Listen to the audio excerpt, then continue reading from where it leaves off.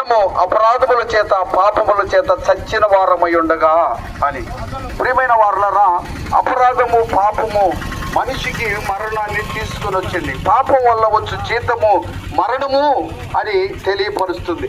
కాబట్టి ఈ పాపములో అపరాధములో చచ్చిన స్థితిలో ఉన్నటువంటి మనిషిని బ్రతికించడానికి యేసుక్రీస్తు ప్రభువు 2025 సంవత్సరాల క్రితము ఈ భూలోకములోనికి దిగి వచ్చాడు. ఆయన శరీరాన్ని ధరించుకొని 33.5 సంవత్సరం ఈ లోకములో జీవించి మానవుని పాపముల కొరకు ఆయన ప్రాయశ్చిత్తము చేసి, అంటే మన పాపానికి శిక్షను అనుభవించాడు.